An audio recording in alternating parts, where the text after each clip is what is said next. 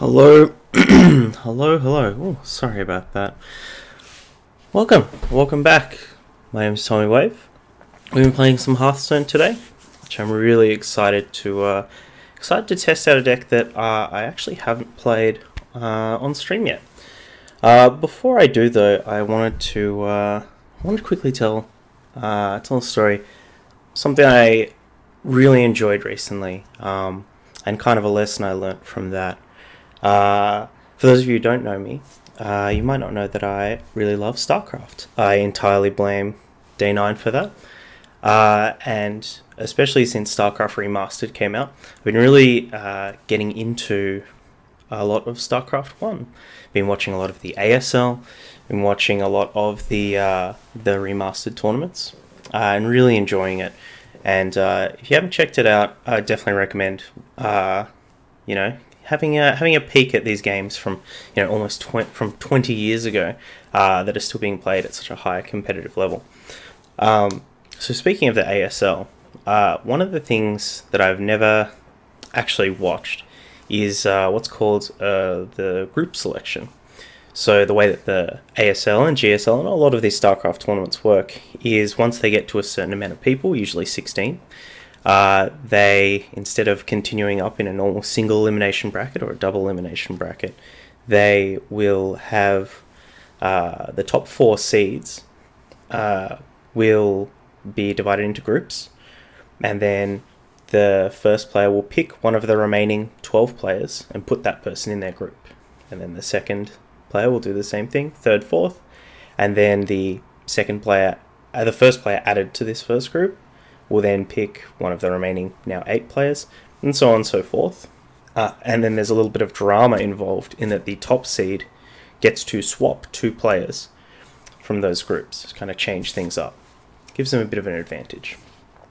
I'd never really watched these group stages before because, as you can see, that's kind of a complicated process. It takes quite a while. I'd never really been interested in it.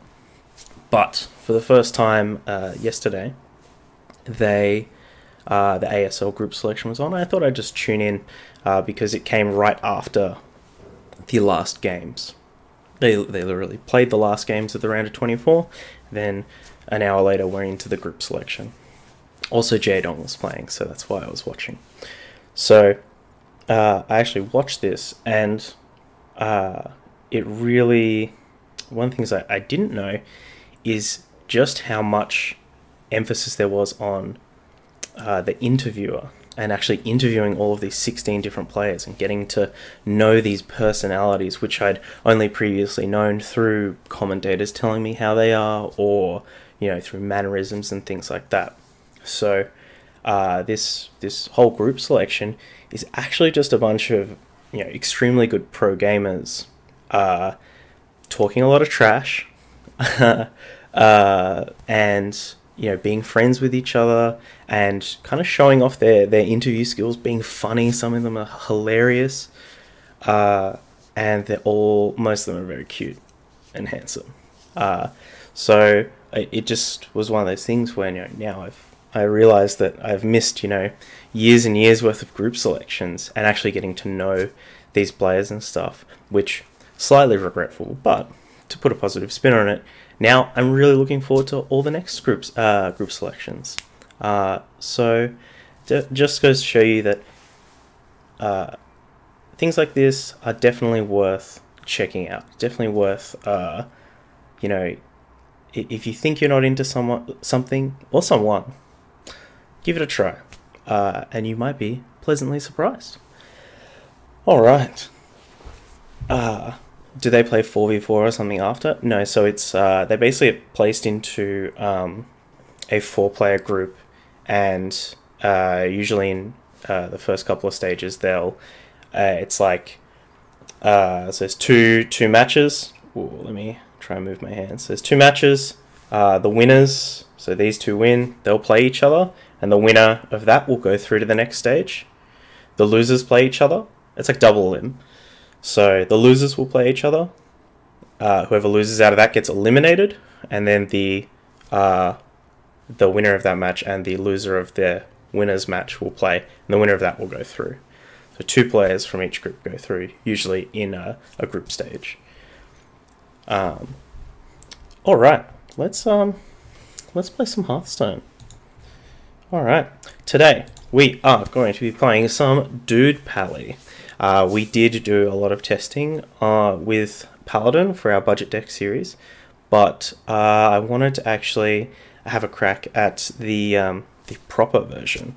I've been playing some of this off stream, experimenting with some different variations and builds, and I really like the deck, and particularly this one here, which comes to us from Clickbait. Clickbait is the user. They mentioned that system, and then there's a bunch of numbers. It's their BattleNet tag. Was the one who made this deck. It seems pretty typical for a Dude Paladin deck with a couple of interesting changes. So if you haven't seen the Dude Paladin deck, the whole idea is that it's a very aggressive deck. We're trying to go under our opponent. We have a lot of great 1-drops in Lost in the Jungle. And let's get this sound up for y'all. A lot of great 1-drops in Lost in the Jungle, Righteous Protector. This one has quite fewer 1-drops than usual. I guess trying to capitalize on the call to arms. So we have a lot of powerful 1-drops. We have the aforementioned call to arms, just being a sick 4-cost play where we can potentially pull out, you know, things like Direwolf Alphas, Righteous Protectors, Knife Jugglers, which is particularly good.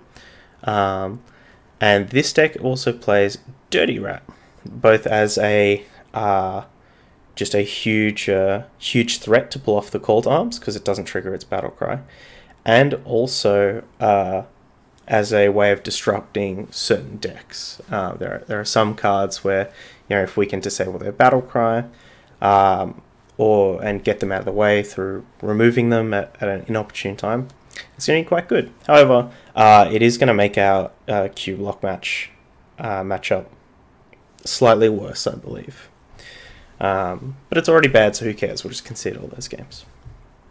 So we're trying to go under our opponent. We have these really strong, powerful plays. We have a lot of Silverhand Recruit synergy, Dry Gulch Jailer, our hero power, the Unidentified Maul, occasionally give you Silverhand Recruits, Stand Against Darkness, Vine Cleaver. We're throwing a lot of dudes out there, and then we can adapt them with our Stegodons, and also make use of Direwolf Alpha to just have these big, powerful plays where if our opponent lets us have any dudes on the board, we can very quickly turn that into a problematic situation for them. And also possibly get out of the range of board clears and removal. And we also have to level up as a kind of the third Stegodon. So the most interesting thing I think about this list is the choice of just playing one Divine Favor. Divine Favor is kind of picked as being the other most powerful card in the deck next to Call to Arms. So it's really curious as to why they're only playing one. I guess the situations where you do get stuck with 2 of them in hand is pretty bad. And I think a lot of the games where you do play 2 Divine Favors, you probably end up losing anyway. Like they probably just have so much of an advantage. The game's gone on too long that a lot of your cards just aren't going to be powerful enough. So it'll be interesting to see how that one goes. Also got the 2 crystal lines in here. Some decks only go for 1 or 0. I guess this is just a more top-loaded Dude Paladin deck. You know, less 1-drops, more crystal lines, more fungal mancers and stuff. So I think we'll just we'll jump into some games. We'll see how we go. Yeah. Also, the deck's only running one Unidentified Maul. I really like that card. Let's see how we go. Good to see you in chat, Bunnypot. I love you. I really liked your second episode of your Nuzlocke run. It was very entertaining. And I'm sorry about your Pidgey luck. Uther versus Tyrande. You want to see the cute Starcraft boys? Me too. Me too. All right. So I guess we want to see our Lost in the Jungles, our Righteous Protectors and stuff. Try and get to Call to Arms.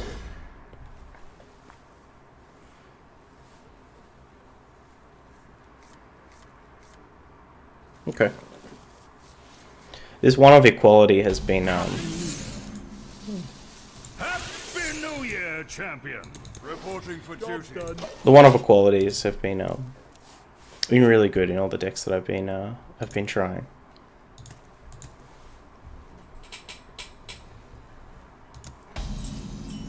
So pretty key in this matchup is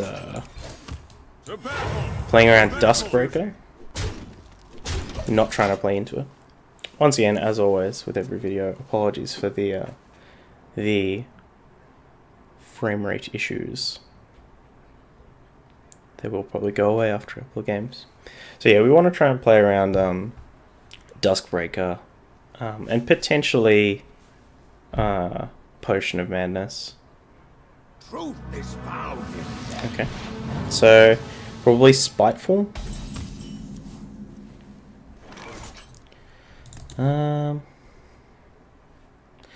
So we can play our Maul.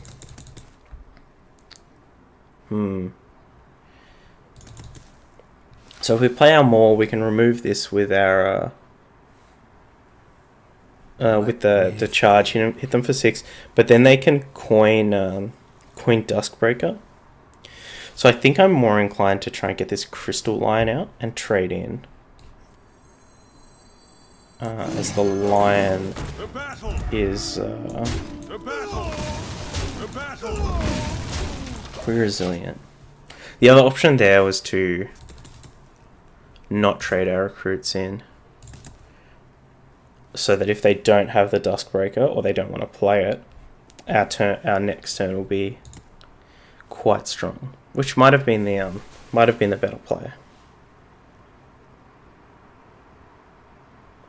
Out of my jungle. It would also potentially allow us to follow up next turn with another Crystal Lion.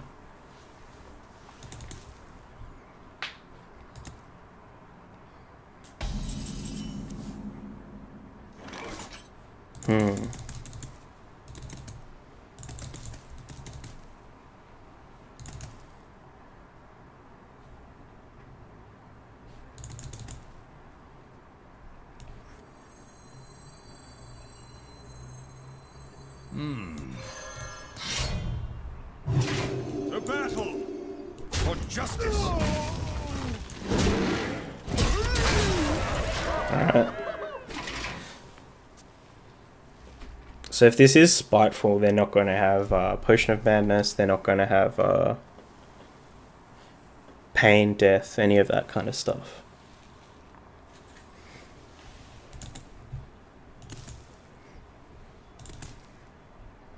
Next turn we have the Steward. We can Steward and make a Dork. Dark Reaper's okay, we match up pretty well. We've kept out Divine Shield, so we match up pretty well against that.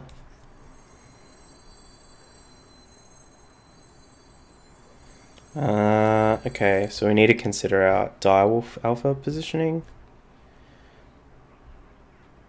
Unfortunately, we can't get the dude in the middle. Back to your homes. Reporting for duty.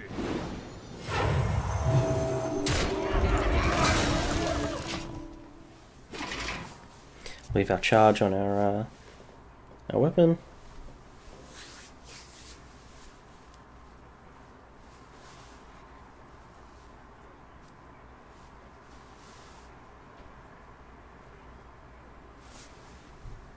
Have any of you seen the latest spoilers?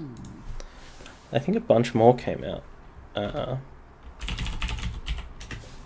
in the last 24 hours. Meddlesome insects.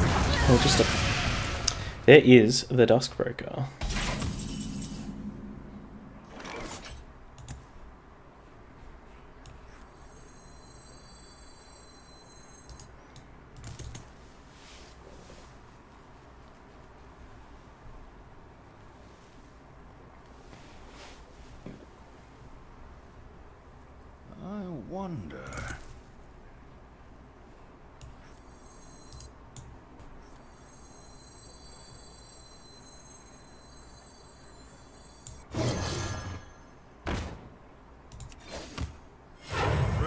for light duty. dims, but we fight. To battle for justice.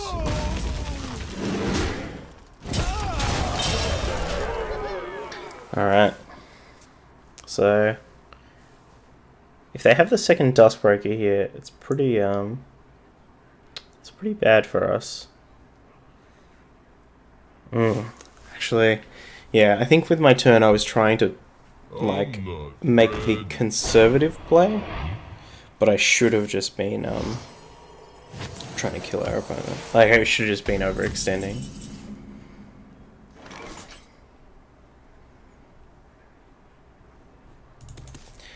Seven, 8, 9, 10, 11, 12.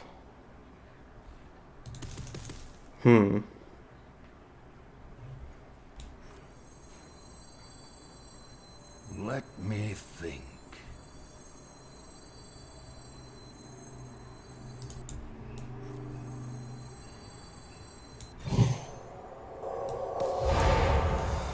Put this apple on your head. Reporting for duty. Reporting for duty.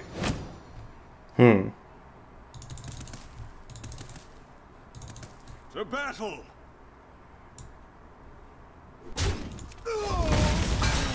Reporting for duty.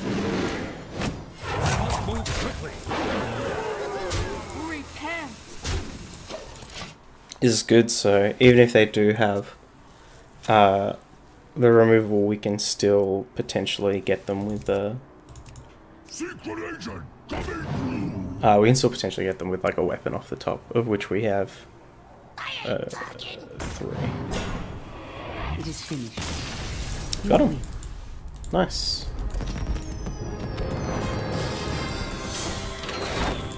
So once again, those just trying to play around the our opponent's most effective card in the matchup, or one of their most effective cards.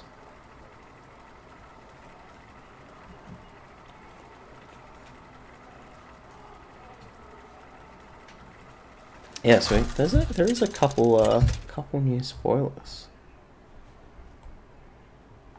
Uther versus Jaina. You asked for it. I will fight with honor. Do I want this dirty rat against? I'm inclined to keep this rallying blade as well.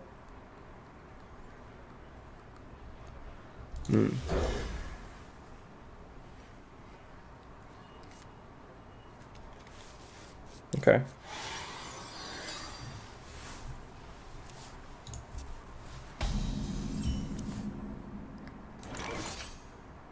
Reporting for duty. I think if they ping this turn, it's probably big Spell Priest.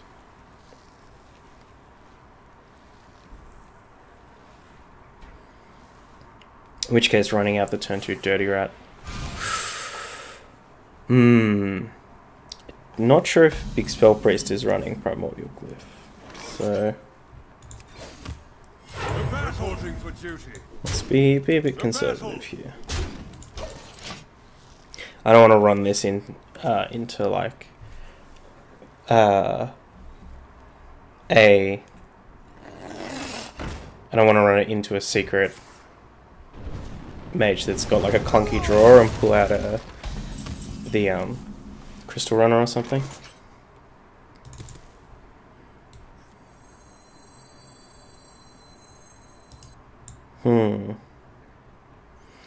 Question is, do we call to arms?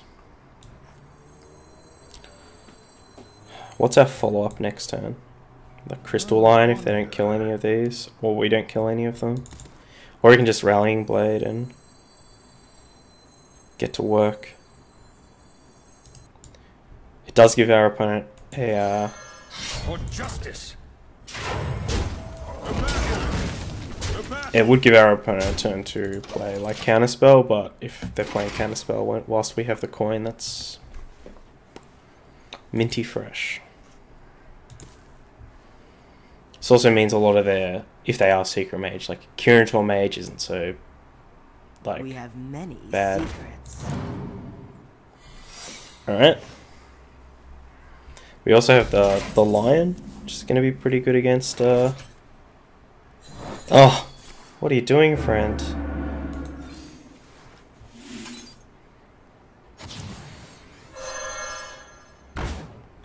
For justice.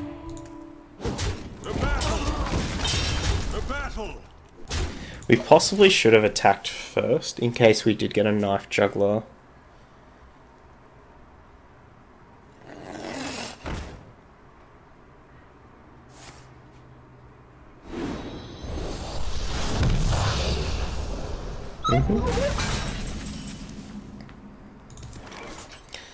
Well.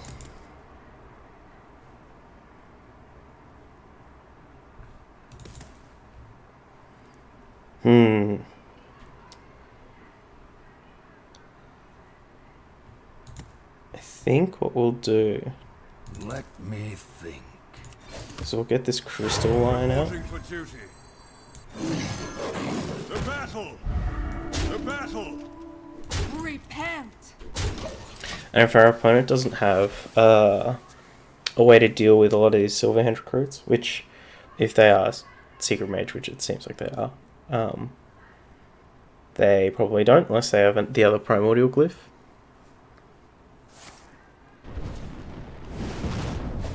Fireball. That's okay. So we still have our 3 silver hand recruits.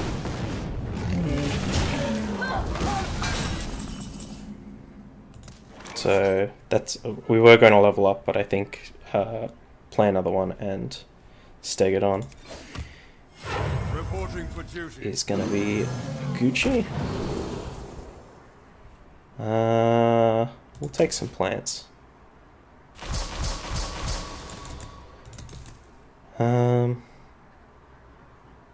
The battle. The battle. The battle. We'll just race. Someday I'll be just like you.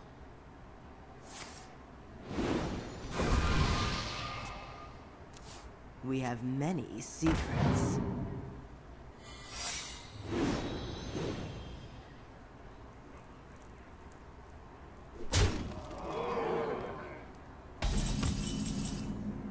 Okay, so if that's not a counterspell, we kind of want to play this equality, and if it's not counterspell, the equality is still good, still fine.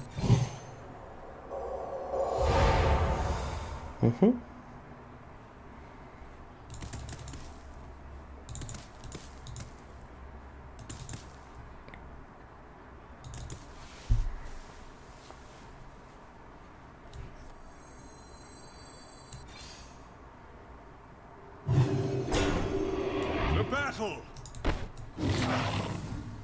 The battle. The battle. The battle.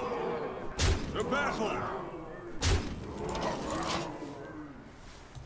So now our opponent needs to somehow clear these and clear all the spores that they generate, and still in the long run produce lethal off of their limited resources.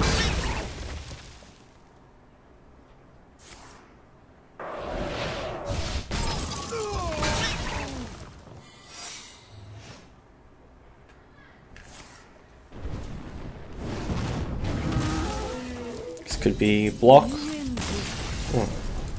Or it was, and they didn't think they had.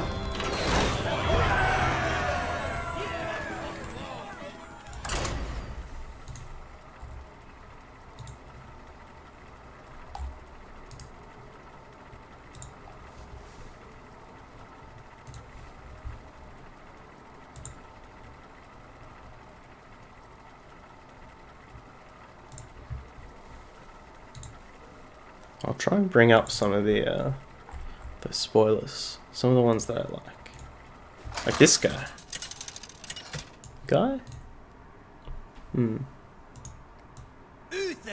Over here. I must protect Opine. I think this card is Fight with honor. just fantastic design and totally reasonable. I think previous sets, a card like this would have severely reduced stats. That's pretty bad. But I think this kind of fits in the same category as like Fandral. Fandral being the druid card that says you choose ones, you get both. So I think it fits in the same category as Fandral because it's a good effect on a totally reasonable body.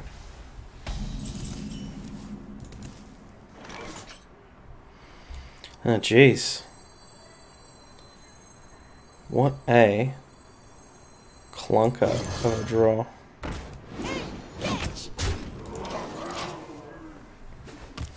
Yeah, it's like a...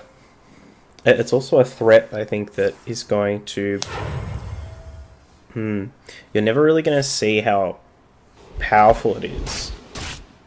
Because a lot of the time it's just going to immediately eat your opponent's removal. Or they're going to trade into it. Like, I can see this card eating a lot of fireballs and that kind of stuff.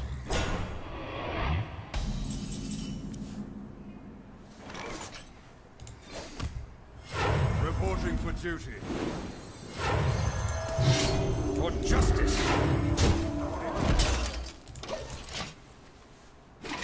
But if it ever does stay on the board, it's phenomenal. Like, I mean, so that's pretty bad. We really didn't want them to have that. But no minion? So they have all the minions in their hand. Well, let's see if they have the other swipe as well. Like, Savannah Highmane is already so phenomenal. Like, imagine a Savannah Highmane with Rush. Like, it comes in, it kills something. Worse, it trades with it, spits out 2 more hyenas. The hyenas have Rush.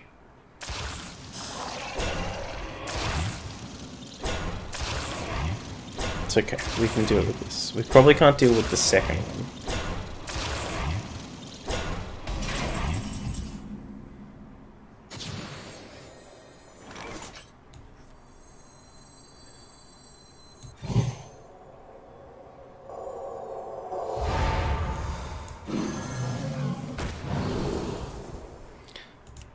Ugh.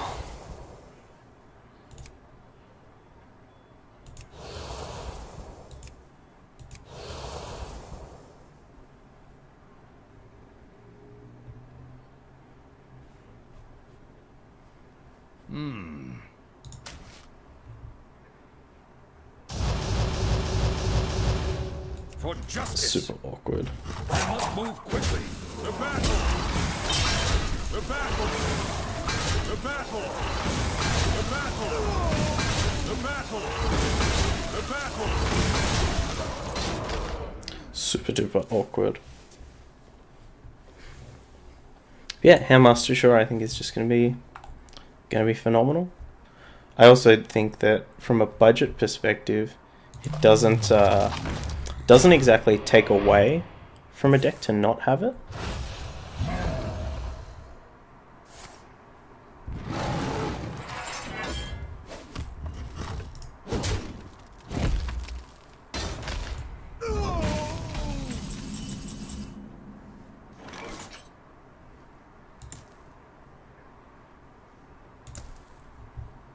To battle!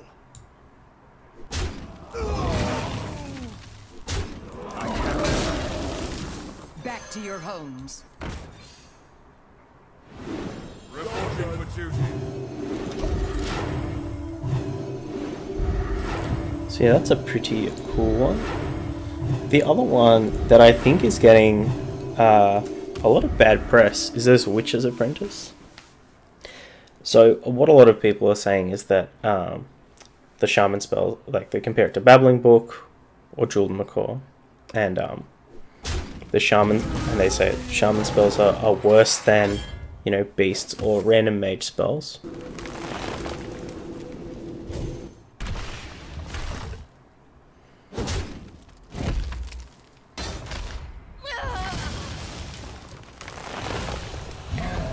and that a 0-1 is worse than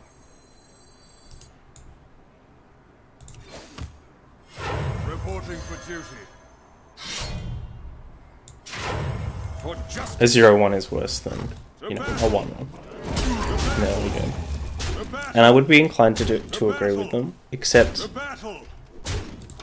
I saw on Twitter recently, maybe about a week ago, APX Void, who I've done a video on their mage decks before. Phenomenal player, great streamer.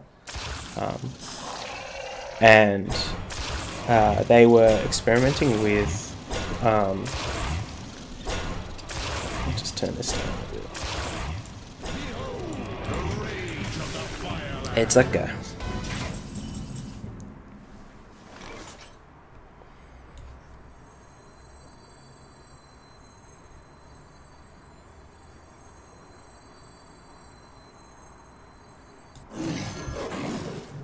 For justice. The battle. The battle. The battle. The battle. The battle. The battle.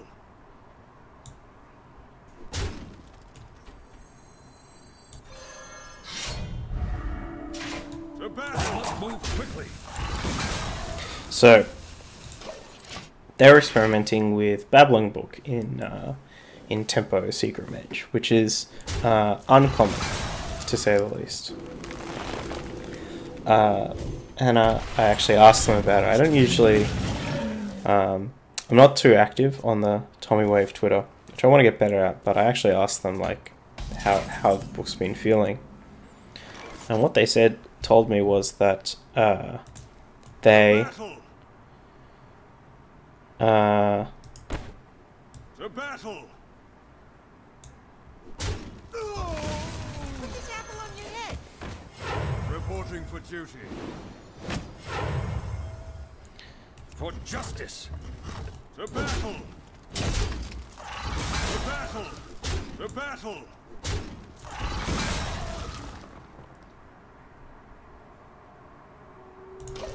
What they said is that they actually don't keep the battling books in their opener. What they do is that, you know, if they have it on one and nothing else, they'll play it on one. But that they are more useful in the kind of mid-late game at just giving you more resources. And I thought that that's like a really interesting thought, and something that I wouldn't have, you know, I wouldn't have come up with. Like, I would just say it's a 1-drop, keep it on one, play it on one. But that, I think, is where the logic of Witch's Apprentice is really interesting, where you can... It's this card that in the kind of maybe mid-game or late game will... For justice.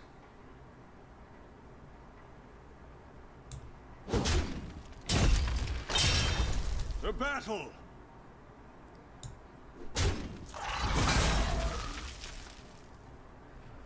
The battle. The battle. The battle. Reporting for duty. Reporting for duty. Job done. Will give you an extra resource, and also be, because of the taunt, it could potentially be a little bit of a speed bump for your opponent, or stop them from trading into your important minions. So that, I think, is where the Witch's Apprentice might be okay. It doesn't mitigate the whole, like, you know, that it's a that the Shaman spell pool is quite weak. At the very least, we will see a lot of the Shaman spells. Some of the Shaman spells that are quite bad rotate out.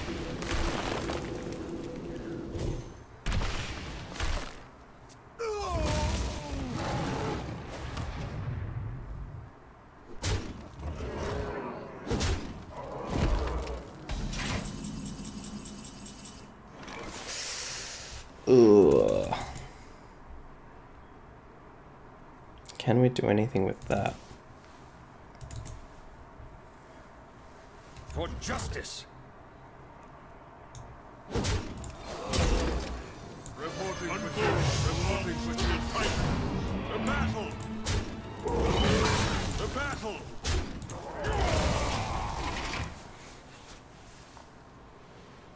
battle. Yeah, so we'll see a lot of the weirder spells go out, and a lot of the control cards will still be in. And Volcano will still be around. Golems are a girl's best friend.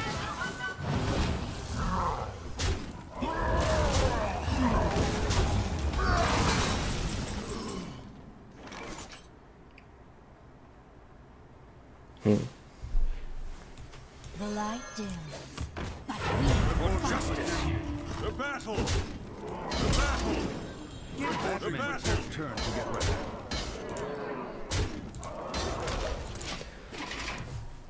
So yeah, I'm really interested in the Witch's Apprentice. I think that one's gonna be good. Also, it's a frog and it's a 0-1 with taunt, and I just love these like these little nuggets of flavor. Or I guess it's not so much flavor, but it's like a it's like a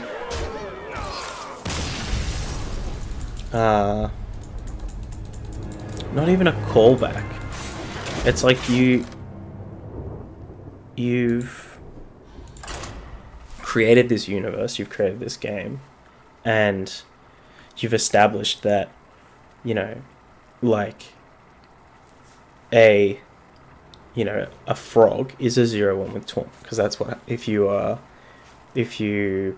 hex something, it turns into, it's a toad, and it's a 0-1 with taunt, and it's a beast. So it would be interesting to see if this Witch's Apprentice started out as a if it was a 0-1 with taunt, and then they're like, we'll make it a frog, or was it a frog because it's a Witch's Apprentice or whatever, and they're like, oh, it's a 0-1 with taunt because that's what a frog is. Or if there was just some super brainy nerd just at Blizzard, and they're like, all of these things, just ripped it off the top. The light dims, but we fight.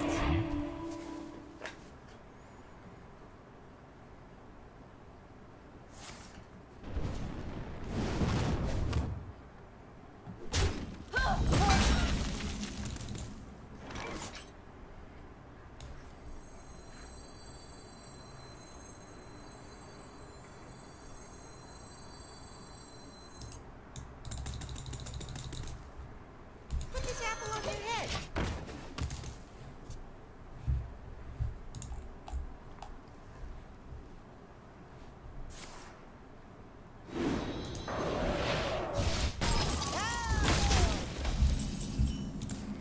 That's not what we wanted.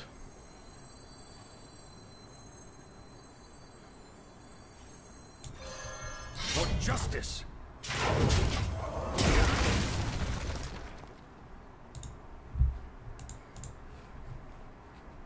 So we do have a new one from today. Lord Godfrey.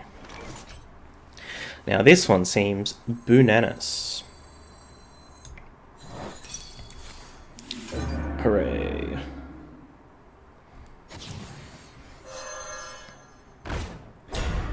Don't play counterspells into coins.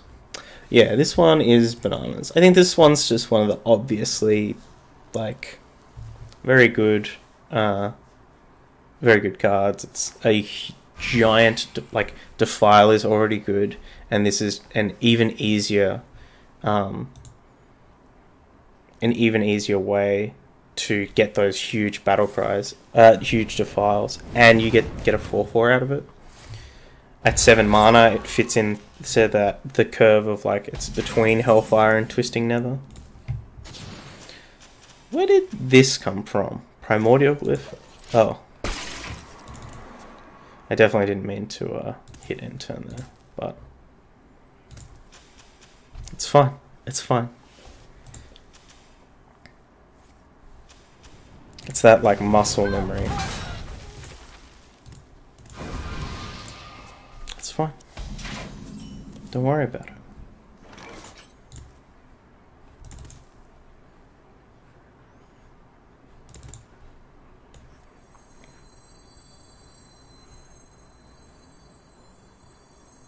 Back to your homes. Reporting for duty.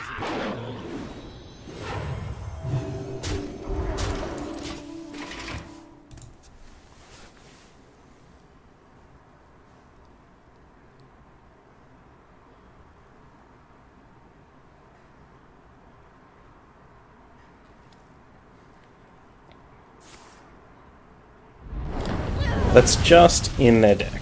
Okay, so we are not up against the so probably big spell, though. Big spell with primordial glyph and okay.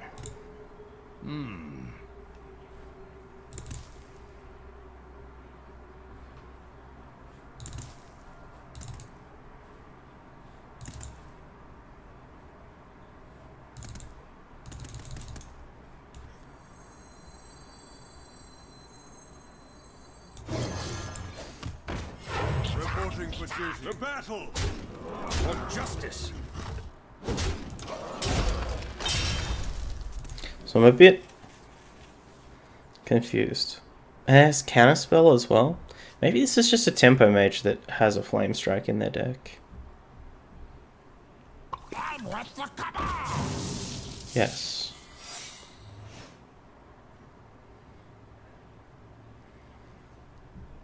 He's with the Cabal. I'm late.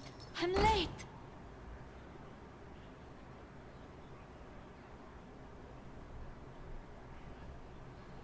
Excuse me, you are on fire.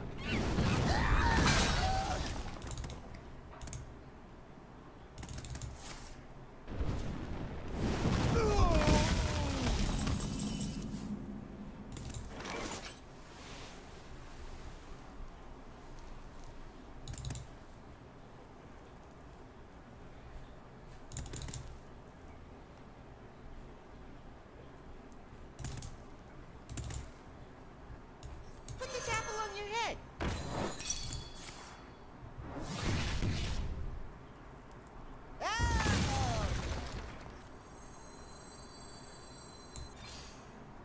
Reporting for duty.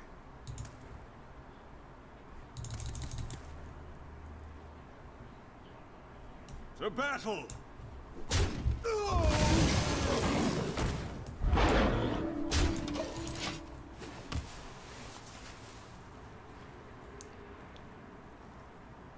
An incredible discovery.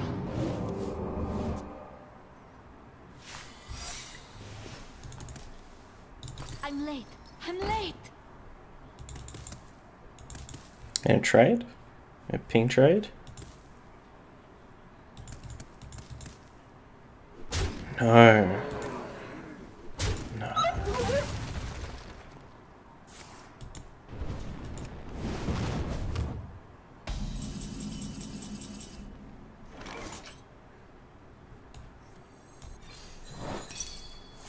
Mm-hmm. 1, 2, 3, 4, 5, 10. Great. Alright, we accidentally time walked ourselves, The battle. The battle. but it's okay. The battle. We still got there. How embarrassing. Anyway, so Lord Godfrey's really good. That's what we learned from that match. Unfortunately, it will mean that a lot of these cube lock decks, which are already quite expensive, just get even more expensive. These control cube lock decks, though, given that it's a whole new expansion, maybe cube lock will be the worst. Maybe we'll see that every class rather, is getting some kind of ridiculous, I will fight with honor. some kind of ridiculous silence effect or whatever. Silence your opponent's deck. That'd be a pretty sweet card actually, for priest.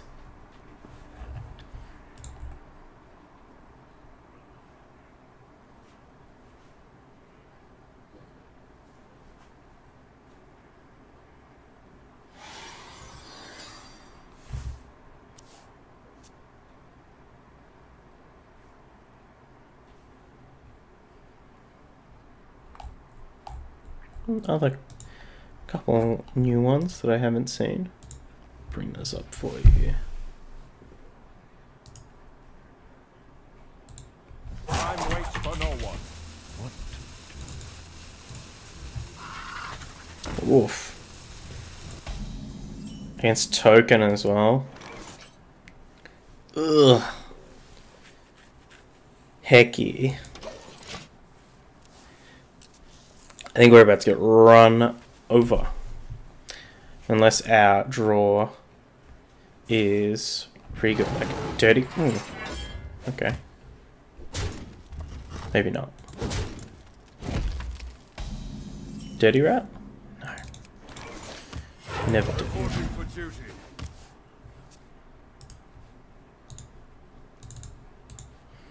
So this one I haven't seen. The old Muck Hunter.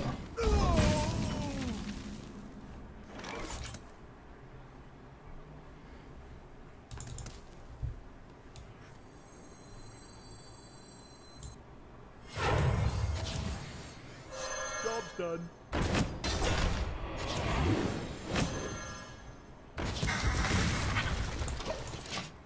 It's pretty good.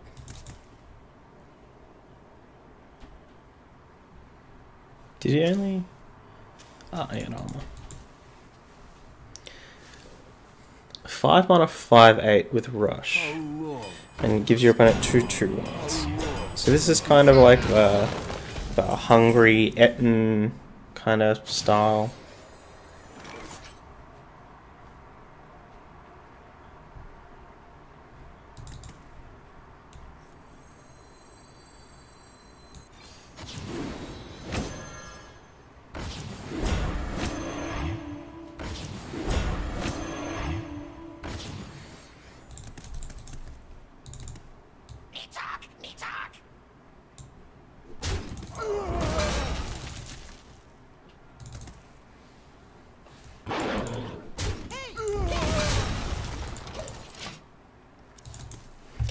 Kind of like that Hungry Etten style, like giving your opponent things to kind of offset this, but because this one has an immediate impact on board, I think it might be a bit better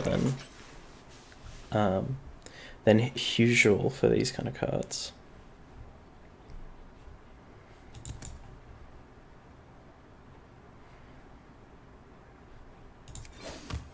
Reporting for duty.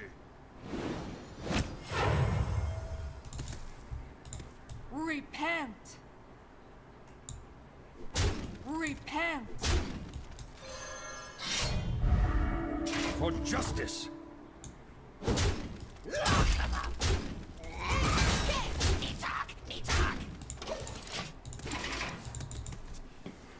Yeah, like, it's easier to say, like, it's 5 mana, 5/8, you attack into one of the 2/1s.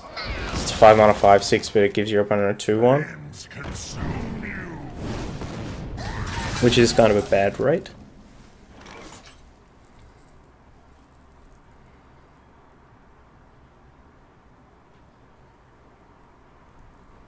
For justice.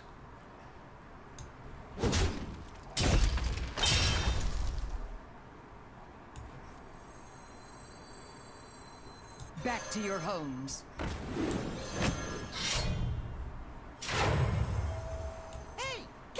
Repent! Repent! The battle. But if you consider that, like, you can use it to remove your opponent's 4-drop.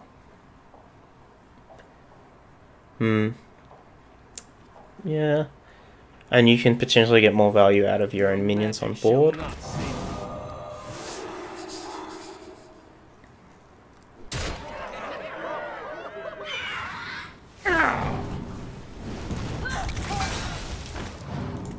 The crab. I concede. Got him. Kind of interesting. I might have to do a bit of a search on that, see if this is a deck that's out and about, like elemental druid.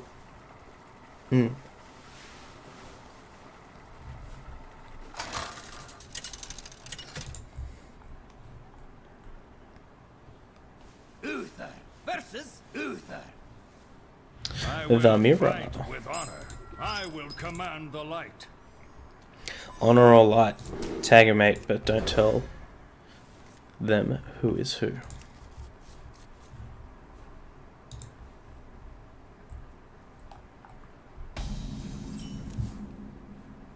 The light dims, but we will fight. So I'm not too sure who's favoured in the mirror or the dude Paladin vs Murloc Paladin matchup. The light dims, but we will fight.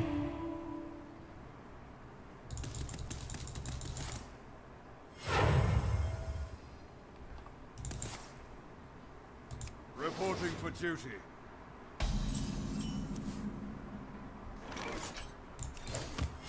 Reporting for duty.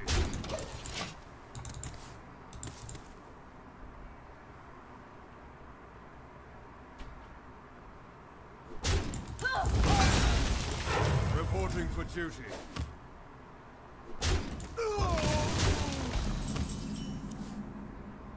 Put this apple on your head. Reporting for duty. Reporting for duty. That's really bad. We needed one of those to hit something like this, so they can't trade in here and play a weapon, or play a weapon and hit here and trade both these. Like, we wanted them to have to play a weapon to remove this, because it's a pretty big threat. And then we get to like keep our board. Risky.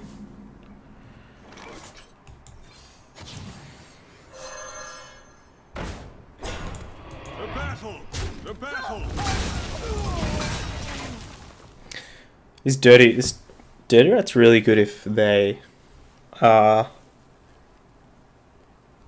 not on dirty rats, I guess. In fact, dirty rat's just very good in this matchup. The worst thing you can pull out is like a crystal lion. I think you're fine pulling out a Tarim. The light protects me. Okay, so they're on the version that plays Blessing? Huh. I actually don't know the animation for this. Reporting for duty.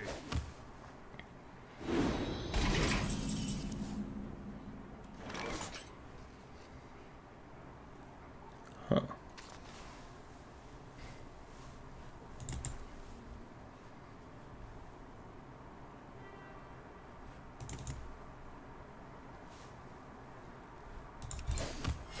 Reporting for duty.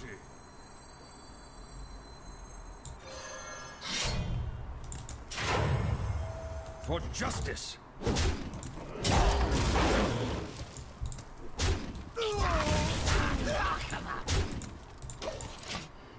Gonna avoid killing this on this turn just because I don't want them to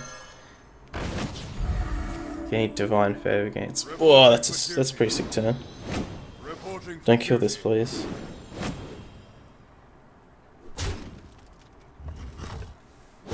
Okay.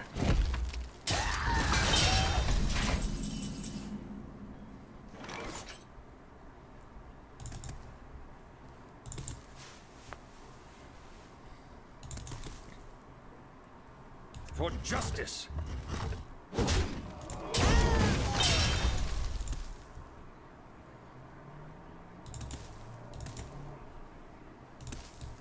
Come up. The battle.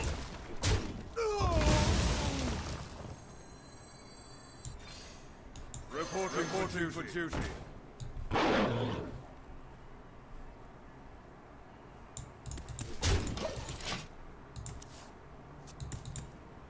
So this does give him a big divine favor. Valinir! Wow. That's fun. Our opponent knows how to party.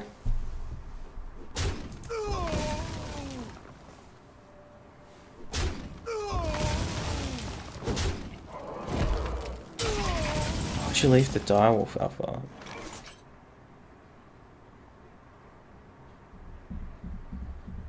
Huh.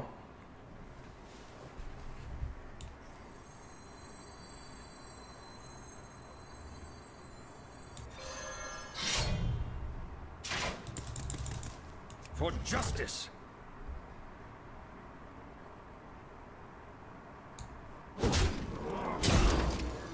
Reporting for duty. The battle. The battle.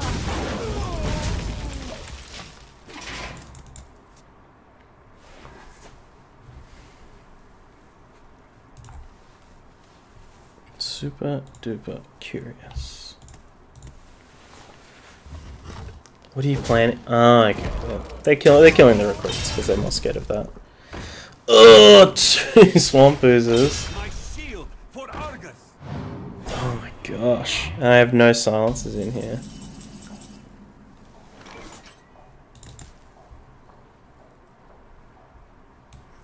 Reporting for duty. Reporting for duty. Reporting for Obviously, I goofed up that.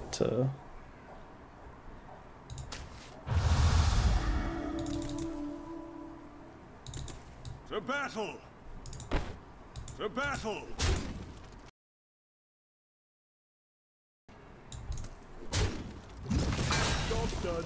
Yeah, we goofed up that positioning, like we should have put some other stuff on the other side of the alpha, but I guess we weren't punished.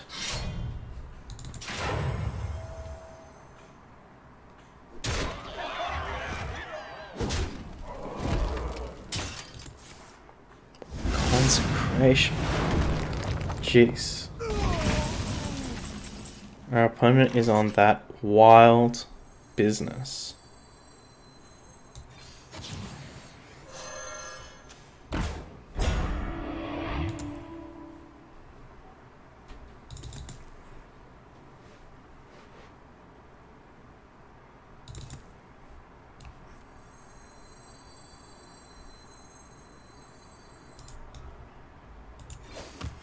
Reporting for duty.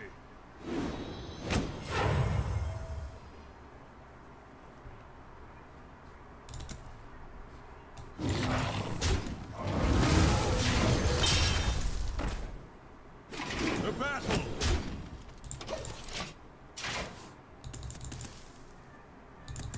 I think the 2 taunts up's pretty good, unless they have like another consecrate, which they have a pretty good shot at.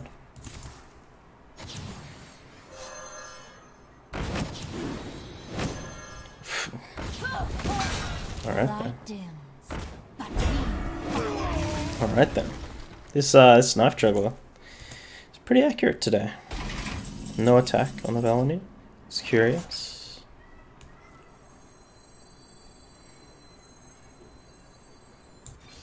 Reporting for duty. Reporting for duty.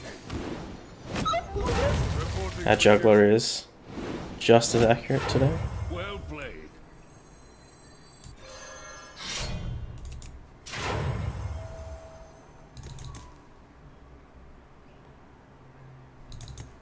The battle. No.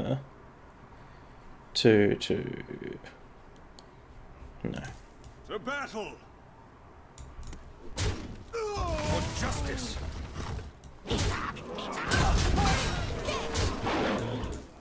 I don't think we had lethal there. We need some better juggles. But we got Rallying Blade. They need to produce a big old Taunter here. And even then, kill the Jugglerino. Got him. Nice, nice, nice, nice.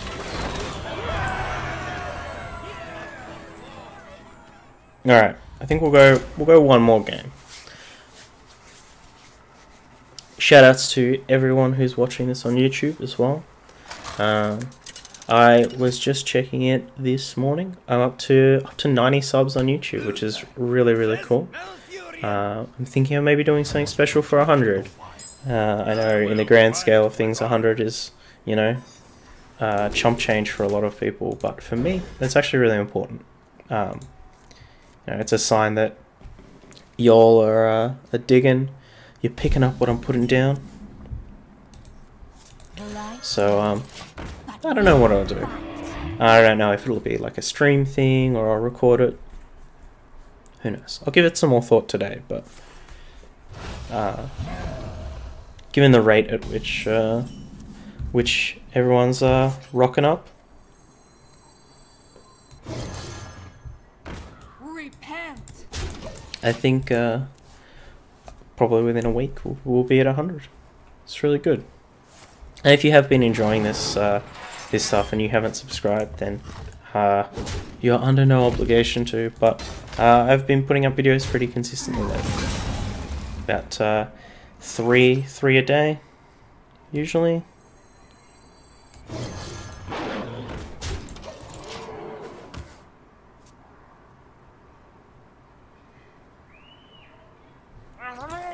Cold light. Ooh, this cold arms. Okay.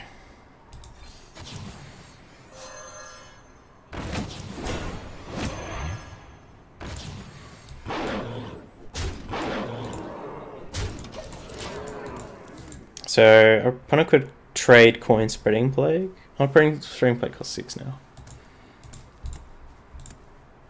Right? I can see. Hey! Alright. Well, sorry to end that on a low, I guess. Wasn't a very interesting one. But it was a nice session. We did pretty well. What did we start at? Like, rank 9 and 0 stars, I think? Or 8 and 0 stars, rather. So, picking up some stars there. Deck was really interesting. I think only in that last game against the... Oh, hello. In that last game against that Valenier did we realise that, oh, we don't have any silencers. So, I think the general idea is that we're, with the dirty rats and the lack of silencers, we're kind of conceding the fact that our control warlock matchup is really bad anyway. So rather than, say, having it be a matchup that's like 40-60 in their favour, or like 35-65, instead we will take another loss and like we'll lose another 5 or 10% by not playing silencers and playing obviously cards that are bad in the matchup, to instead improve our other matchups. Like Dirty Rat in the mirror, it feels really good. In fact, I've been really wanting to play a deck with Cold Arms and Dirty Rat, whether it's like a control build or whether it's an aggressive build like this. But it worked a treat. We never cast Divine Favor once in any of those games, so maybe the second one is maybe it's correct to not have the second one. And other than that, that heavier top end felt good because I think a lot of our games got there. And in a lot of our mirrors or our aggressive matchups, we didn't. Our opponents didn't really compete hard on the board very early. Like those mages had one had a mana worm really late on turn 3, and the other one only had the mana worm turn 1 and didn't have a great follow up. So I think we definitely need to play a fair few more games against aggressive decks to figure out if we how this kind of trimmed this thin, this lean early game goes. Yeah, other than that, oh, Dragult Shaler is another card that's very bad against Control Lock, because it's a 1 toughness minion that gets killed by Defile, whereas the rest of your deck is actually, other than the Silverhand Recruits of course, is pretty resilient to that stuff. But yeah, I'm probably going to keep playing this off stream, maybe even play it again on stream, just for another chill out session. I haven't checked the comments on the previous video, but hopefully you all enjoyed that. Until the next one, I'll see you soon. Have a great night, day, wherever you are. Bye.